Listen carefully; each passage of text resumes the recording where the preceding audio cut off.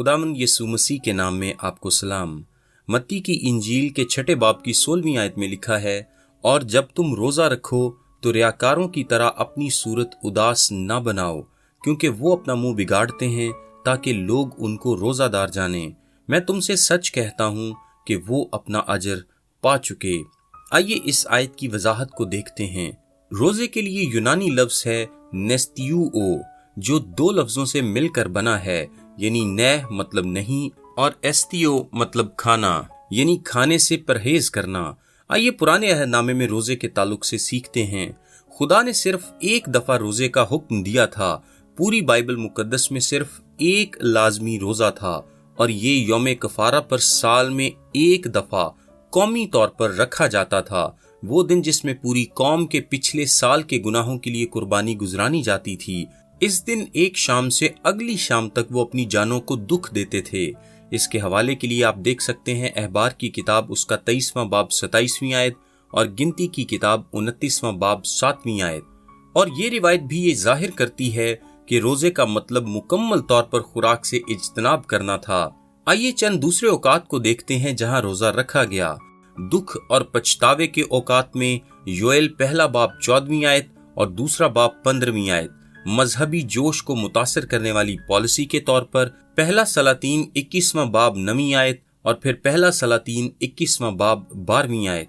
फिर जाती गम और दुख के इजहार के लिए पहला सैमुएल 20 बाब 34 आयत और फिर दूसरा सैमुएल 12वां बाब 16वीं आयत।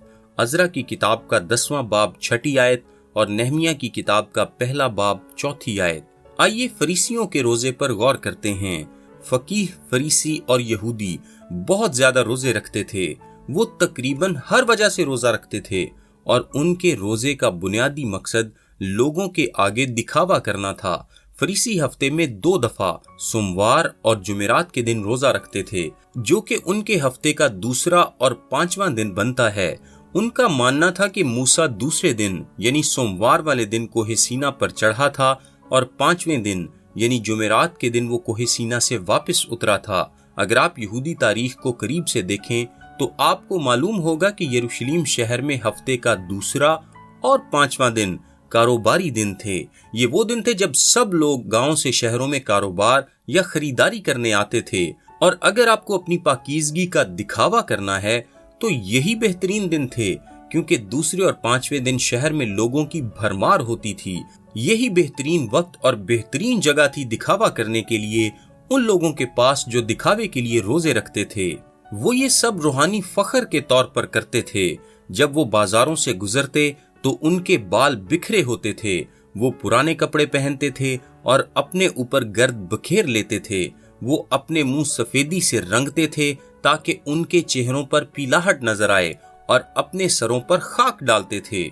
इसी हालत में वो बाजारों में घूमते थे ताकि लोग उनको देखें कि वो कितने ज्यादा रूहानी हैं। कहा जाता है कि वो अपने सर और चेहरे पर खाक डालते रहते थे, और जब ये खाक उनके आंसुओं के साथ मिलती थी तो उनके चेहरे मजीद बिगड़े नजर आते थे। यीशु ने कहा वो अपना अजर पा चुके, यानी उन्होंने दिखावे के लिए ये सब किया और लोगों ने देख लिया। जो उन्होंने चाहा सो पा लिया।